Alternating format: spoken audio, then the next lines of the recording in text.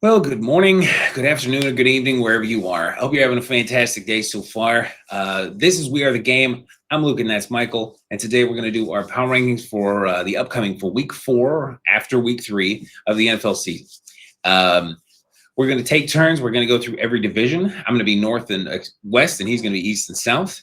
And we're just going to adjust what we ended at last week. So, for reference, this is what we ended at last week. This is kind of was where we felt like teams were at the time, and we're just going to move the teams from division where we feel like it's necessary. Should be fun. It's going to be a bit quicker than the last video, though, so that one took a while to get everything set. This one's going to flow a bit more smoothly. So, Michael, you ready to do this thing? I am very ready. All right, cool. Well, I'm going to get right into the AFC North. Baltimore, to start off with, they are not playing great right now, but I do anticipate them getting better at the end of the year. So they, last year, I think through the first 9 or 10 weeks, they had the worst secondary in the NFL, and then it just clinched up. It just got amazing towards the end of the season. I see something similar. I don't think Derrick Henry is going to continue to fumble every single game. So I do think that they're still going to be probably the winner of this division, partially because their division is proving to be less threatening than initially assessed. But for the moment, I might move them down just a little to like the top of the playoff teams bracket. So still the playoffs, but I need to see a bit more. I need to see more Baltimore in Baltimore's game. For Cincinnati, I think the initial potential of the hype train that was Jake Browning has come to a very severe instant stop. That is not going to work. It does not appear at all. So I've got to move Cincinnati all the way down to mediocre at best. I'll put them at maybe this is the fun end of mediocre at best with the Jets, where they're going to surprise some people. And every once in a while, I think Jake Browning's going to have one of those games where he and Jamar Chase are really just clicking. But for the most part, this seems just about right for Cincinnati, unfortunately. Hopefully it doesn't get any worse, but we'll see. Pittsburgh offense is still not really humming the way I was hoping it would. There are moments when it looks good. Their first 15, so to speak, right out of the game seem to look pretty good. I'm loving what I'm seeing from Jalen Warren, but I think potential wild card is still kind of the right spot, and them being at the front of that line, like right at 9 or 10 wins, feels just about right. I will say with Cincinnati kind of coming down a bit, that will make their road a little bit easier, but I got to leave them right where they are. Cleveland, I'm really impressed by your defense from that Green Bay game, but I don't think that's going to take you out of number 1 pick contention. I don't think you're going to be able to just do that to every team, or you would have done that to every team. So as impressed as I am, I'm just going to leave you right where you are. Michael, what do you think? Would you have changed something a bit different than what I just did? No, I agree. I think I would keep it all the same. I think the biggest shock in that whole division has been the Ravens and the Steelers' defenses. Yeah. They can't stay like that, I don't think, the whole year. So, yeah, I think that we'll see how this all ends up. But, yeah, I think that they'll all pick up coming up in these next couple weeks. But, no, I think that makes total sense to me. Yeah. I do applaud the Steelers' opportunistic nature. They got like 4 fumbles and an interception, I think, out of the Patriots this last week. But they're not going to be able to – you just don't do that every week. It's great for you when it happens, but they probably honestly lose that game if they don't get all that. So, But anyway, so why don't you take us through the AFC East? The East, the Bills still riding high. I don't see any real change in their momentum. All their key players are still in play there. Plus, I'm pretty sure Josh Allen could throw to me and still win games for the most part. So I think that they're a safe. Hey, right now they're in that Super Bowl looking team right now. Not going to change that. The Patriots, they have moments where they look pretty darn good. I think Drake May has taken a great step forward. I think they're still in this whole missing playoff team. I actually expect them to play a little better than they have been recently, but they waiting to see that still. But yeah, I think they're staying there. And then we've got the Jets, and we've also I'll just leave them there. I think that's a pretty good spot for the New England. The Jets are an ongoing quandary. They score points, but they give up points. And so I really went back and forth which is more fair to do, the Jets or the Dolphins, as far as like should they be further down. Um, I think I'll leave the Jets here. I think they still have some things that are working and going pretty smoothly. Everything feels broken on the Dolphins, everything. So Yeah. I will actually move them down in the race for first pick. Oof. You've already called the idea that at some point in time, and this is not me hoping for this, Miami fans. It's just the concern of how much is broken there. Will they be selling off players at some point in time and looking for further draft capital, those kind of things. We'll see how that plays out. Hopefully they pick things back up this week, but we'll have to see. That's kind of how I see things here in the AFC East. Do you think that's too mean to the Miami Dolphins? Where are you at on that? No, sadly, I don't. Just to clarify something real quick, I think that the real difference in win-loss totals at the end of the year between some of the teams in number one pick contention and mediocre at best is going to be pretty marginal. I mean, you got teams with maybe 5 wins against teams with maybe 4 wins. So it's not really that big of a difference between them. And young but intriguing is still kind of its own category. So just in case there's any confusion there, but no, the Dolphins, they are that team that is finding ways to lose. And that's a stinky place to be, but I think that's just kind of where they are right now. They feisty, but they are just not coming up with some wins. They will get some wins, but right now this is what they are. So I think you're right. All right, well, take me to the South, the AFC South. The biggest story in the South is the Colts to me, and Daniel Jones. Of all of the 100-point scored teams in the NFL right now, they're the ones who've given up the fewest points. They look really, really good right now. They're going to get a lot of tests coming up in the near future to see, okay, how good is this really against top tier talent? I'm tempted to move them up, but I think for the moment I'll leave them here, but I'll move them to the front of the pack in the playoff teams bracket. I feel like of all the teams here right now, the way they're playing today, they're the best of that class. So that's exciting. It's kind of neat to see that develop. Moving on from there, we've got the Jaguars. The Jaguars brand of football is looking much, much better this year, both on offense, but I think the shock there, we just talked about how Baltimore and Pittsburgh, their defense has been pretty underwhelming. Jacksonville's defense has been better than I expected it to be so far. Now, they're going to run into some real tests coming up. We'll see how good they are, but where I feel like they're playing right now, I think they're in that wild card hunt kind of team. I would put them in front of San Francisco because I think San Francisco has some real problems at the moment. But that's kind of where I would put Jacksonville, the way they're playing right now, on there. And then we've got Houston and Tennessee. There's a real trend here in my groups is that 2 of them are 0-3 teams, which makes it challenging to know exactly where they should fit here. Right. The Texans are a complete and utter quandary. They have scored 38 points on the year. It's just inexplicable how ineffective their offense has really been. The defense has been solid, which is what we'd expect, but that their offense is completely non-existent. Yeah.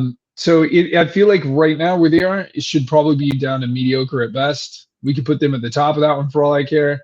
It feels unfair to put them at the top, but that I think that they have been disappointing in that regard.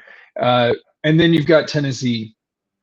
Tennessee still falls, I think, in that young and intriguing category. I don't think I would change them here, but I do feel like they have some positive trends going forward.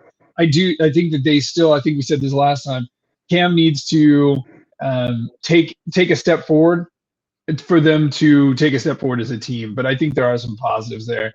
What would you change here? Do these make sense to you, or would you change things up there? Got me. No, not really. I think you're just right on with everything. With this one, so for the Colts, they're going to get a really good test this week because they play the Rams. That's a great test. Oh yeah. I can't tell you how hard I'll be. I may binge watch the entire Indiana Jones series just to try to send them along.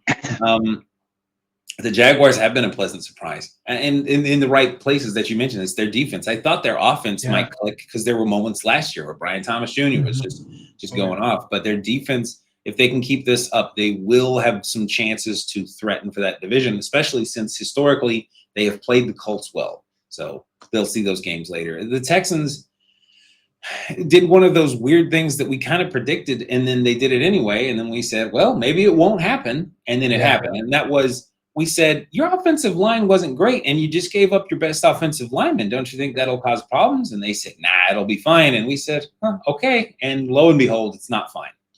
So, yeah, don't do that. Tennessee is just like you said. We're kind of seeing a logical progression of where we've been week 1, then week 2, then week 3. We expect a young quarterback. They have a good defense, but they might be in number 1 pick contention, but at least they are young and intriguing.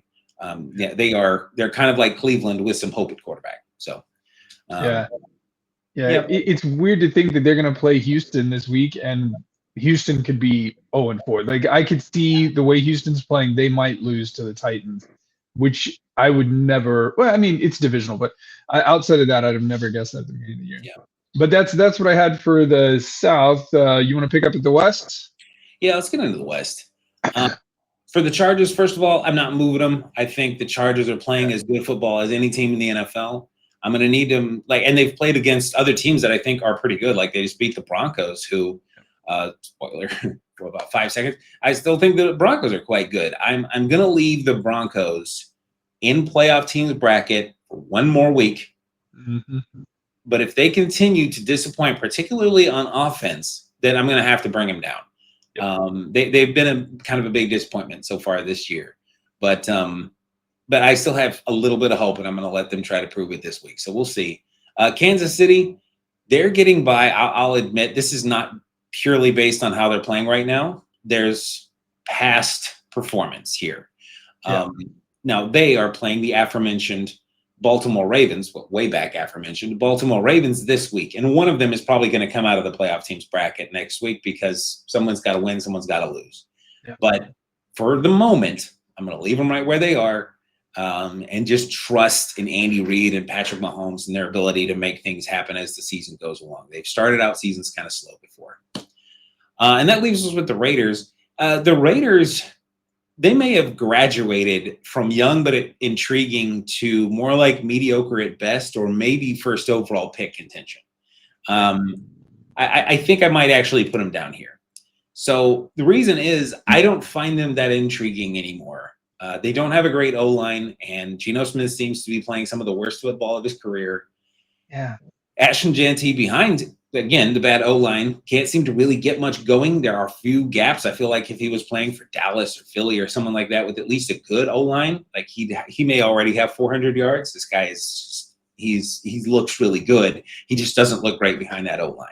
So for the moment, that's where I got to put him. They're just not playing right now. It's possible with so many moving pieces in the offseason that they put something together and they're playing better by the end of the year. But for the moment, I think that they will be in contention. The way they're going, they might end up in first overall pick contention. So what did you think of the West? Any changes? No, I think this makes a lot of sense. I'm not 100% out on the Raiders yet. Not that they're going to be a playoff team, but more, are they somewhere in the middle of the pack here? I'm not 100% sold that they're going to be down at the bottom yet. But outside of that, no, I think the Chargers have an easy is relative, as Dallas learned. But the Chargers, I think, have an easier game this week, and then they pick back up the Commanders. So we really won't see another test for them for a minute. But they look, as you've already pointed out, they look really, really good right now. So no, I think this makes sense for the South. They need some teams to figure out who they are here. Like you pointed out, Kansas City and the Broncos. I don't think anybody expected both of those to be sitting at the bottom with the Raiders. But they certainly are. So we'll see how that goes. Yeah. Yep. You leading us into the old North? Yes, to the NFC we go. And the NFC North. So still one of the most interesting, probably best divisions in football. We've got the NFC North. So I'm glad we left the Lions in Super Bowl contenders last week, because they have reassured after that big win that they are still the team that we were hoping they would be. So they are still the Lions. It looks more and more like week 1 against the Packers was either a blip or that they were just playing a really good Packers team. The Packers had a better game. So I think they belong right where they are, Super Bowl contenders. I need to see them put it together in the playoffs before I'm just going to automatically put them in Super Bowl favorites, which is we're way away from. I suppose if they play at an elite level for the next 6 to 7 weeks, that could change my mind. Probably take less time than that even. But Green Bay is still there. They've shown some vulnerability, but when you get a weird loss, like a loss to the Browns, the best team in the country losing to maybe the worst team in the country, you have to stop and think, oh, something's wrong. So something went wrong in this game, and I'm going to kind of count that as a blip. Several years back, I think the Bills lost to the Jaguars when the Jaguars went on to be the first overall pick, and the Bills were the 1 seed in the AFC, and they lost the game like 6-9 or something like that, and it didn't make any sense. So I'm just going to kind of call that a blip, and it is what it is. At least, the Packers don't have to worry about having an undefeated season now. So that weight's off their shoulders. So I'd leave them right where they are. The Bears are playing a bit more like what I thought they might play like coming into the season. Now, I'm not to the point of thinking that they're going to make the playoffs, but they're starting to look like a team a bit more. Just when I watch them, I think, this team actually has a plan. And so maybe, just maybe, and there's a storyline here that kind of works, continued growth in this new offense will have them get better through the season. So right now, they're kind of on my hopeful trajectory. So right now, I'm just going to move them up from mediocre at best into missing playoff teams, but then with hope to move up. Again, they're in a really tough division with 2 Super Bowl contenders. So any movement north, positive, is good. So we'll see. I'm going to leave Minnesota where they are. I still think Minnesota has one of the best rosters in the NFL, but there are problems. J.J. McCarthy was not playing well, and then he got hurt. And Carson Wentz did play well, but it was against the Bengals, who needed that stick 'em that you were talking about the other day, where you were into Marvin Harrison Jr. They needed to hold on to the ball. So I'm going to leave Minnesota in mediocre until they can show a bit more consistency. Maybe especially if they get J.J. McCarthy back, how they can play with him coming back. So there's the North. What did you think? Would you have changed something there? I mean, no, I think I would leave it for the moment. I think there's not a lot of the teams. Some of those teams are, I think, 1 week away from potentially getting to move. I'll be very interested to see how Green Bay does going into this week and really next week. I think their defense has been just unbelievably good so far. It'll be interesting to see if they can keep up that pace. The Vikings are very interesting to see what they will do when McCarthy is healthy. What direction do they really plan on going this season? Yeah.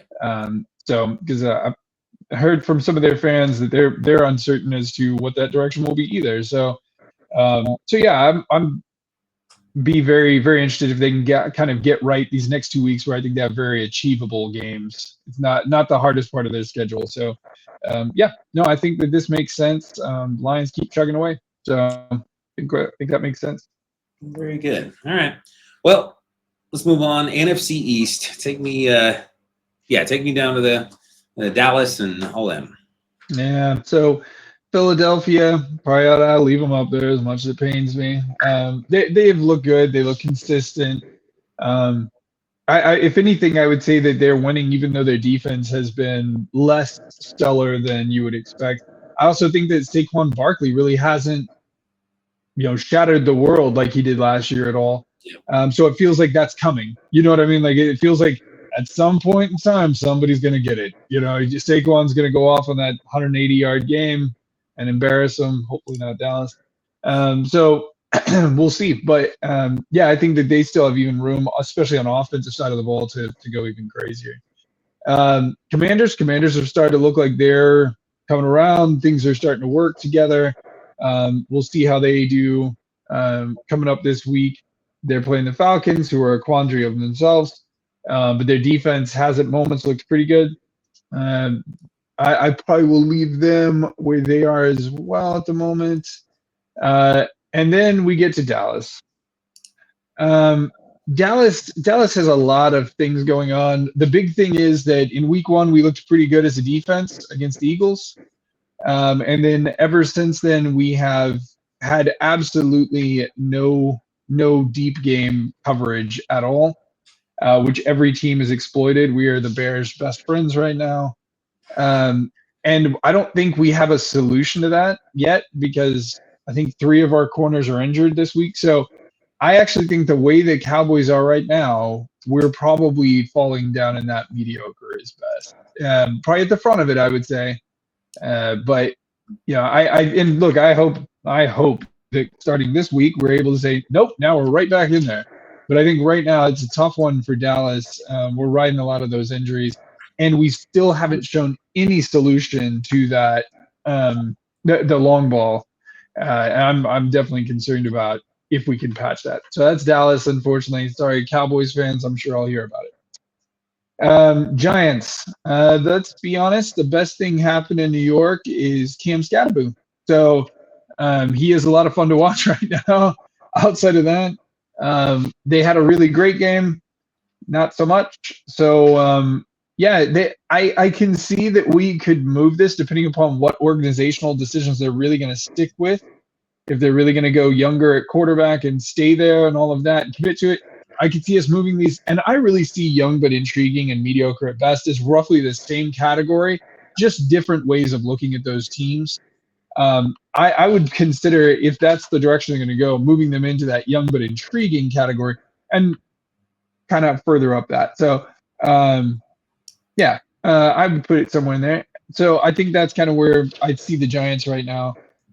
They have not had the easiest schedule, to be fair, and it doesn't get any easier this week. So we'll see how they do. Does that make sense to you, or would you see that division slightly differently?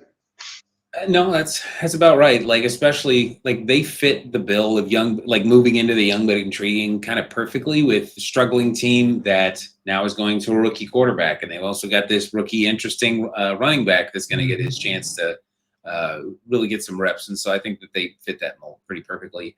Dallas, I think that they're about where you put them until they get CD back.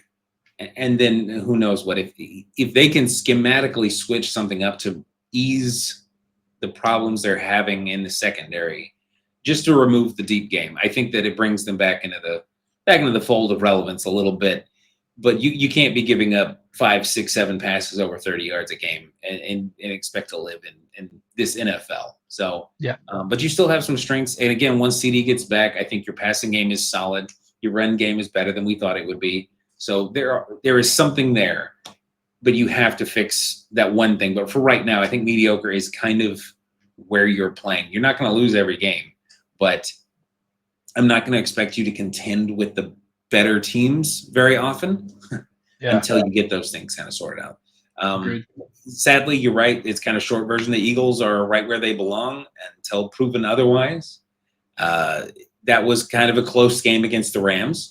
Kind of a close game. That was a very close game against the Rams, but I mean, it kind of lends to the point that they're a Super Bowl favorite, that they are able to be down big like that, not panic, and put it together. So, respect, to be completely honest.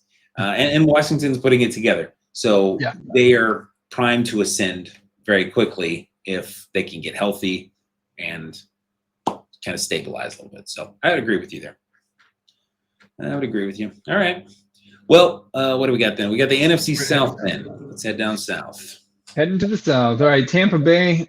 Tampa Bay has had another decent game against the Jets. Close game. I think the thing with Tampa Bay is really how they're trying to weather the storm of injuries, especially kind of in their wide receiver core. And they have so far. I think this week these next 4 games are going to be really tough. We're going to learn a lot about Tampa Bay in that, and they're going to be missing some of those pieces that they really need. Like Buka coming up has been really fun to watch. And I think Godwin's supposed to be getting back either this week or next week. So it's like if they can hold out, then maybe we'll get to see a healthy team here. But Baker's kind of helped steer them through the rough waters here. The defense looked pretty good, but I think they might even be able to tighten things up there as well. I'll leave them there in playoff teams right now. I think the fun one to talk about in this division for me is Carolina. I've been kind of high on Carolina and what they've been trying to do, the pieces that they've added. Bryce Young and Teteroa McMillan, their running back core. I think last week we saw the severe positives of that team. The defense has been overachieving, I feel like, a little bit this year, and their offense has been it's been pretty good. Their run offense in particular. So I think that the question is going to be, can they continue to build on that? They're still very young. They're going to make some mistakes, but can their defense hold up against some tougher opponents, which they don't really face for another 4 weeks probably? So can they just kind of keep building momentum and keep getting better? If they do, and then I think in the next couple of weeks we could see them moving up the chart here a little bit. But for now, I would put them as the team I'm most intrigued by in the young but intriguing area. So I would move them in front of the Giants personally. Okay. And then Atlanta. Atlanta is very frustrating. They had moments at the beginning of the season where they looked like, whoa, who are these guys and how good can they really be? Their defense came out the gate really amped. And so I think that was a lot of fun to watch. And then all of a sudden they looked kind of obviously pedestrian. And so who knows how they're going to respond. They've got a tough game against the Commanders. We're going to find out a lot about them as where they really belong on here. Right now we have them as wild card potential. They're certainly not, they have not been playing like that or did not play like that last week. I think I would want to move them down to the missing playoffs team. I think they could jump right back up. Yeah, I would put them right after the Commanders for now. And we can kind of go from there.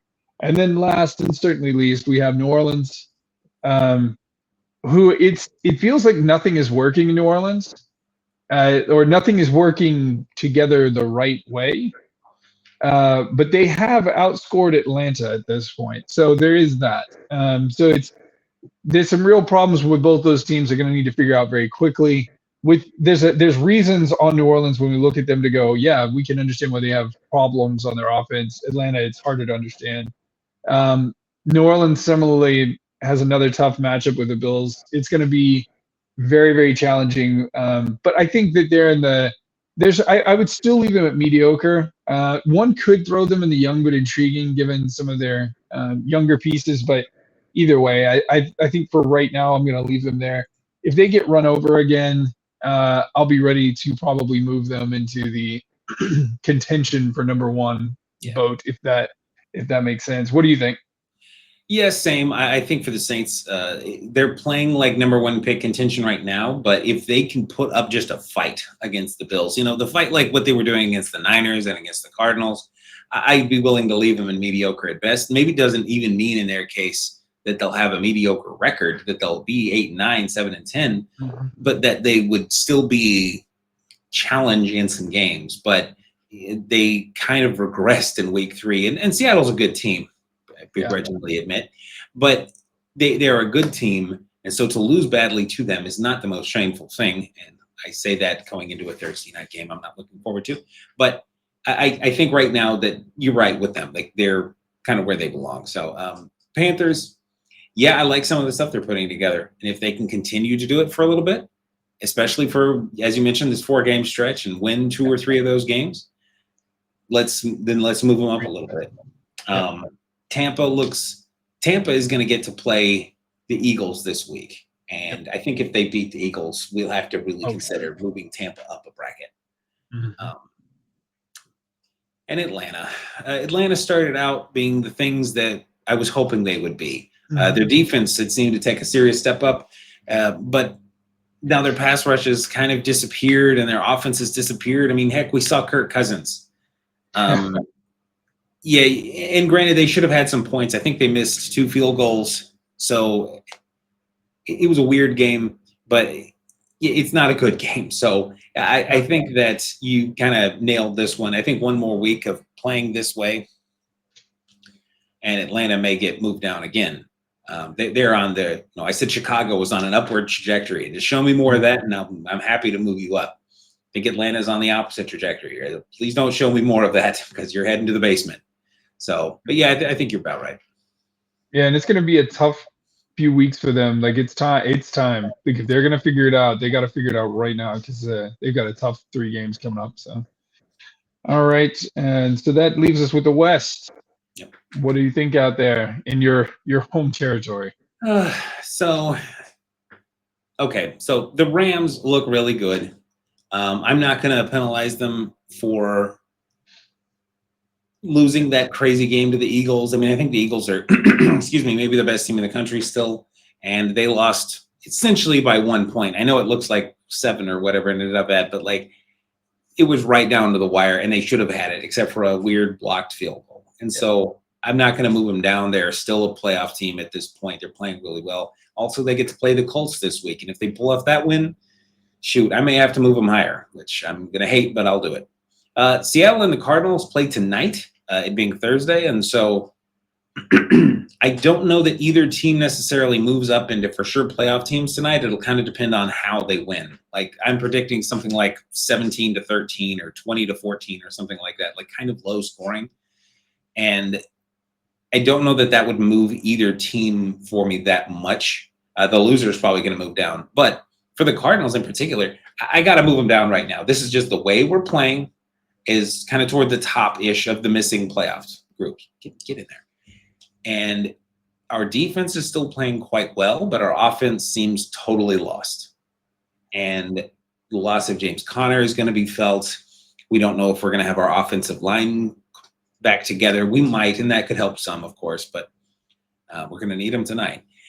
But I have very little confidence in our offense right now. So we'll see. Seattle played well this last week, but I don't know that I'm quite there yet with them. And I'll admit I'm reluctant to heap praise on Seattle historically, but they are playing. They're everything I thought they would be on defense.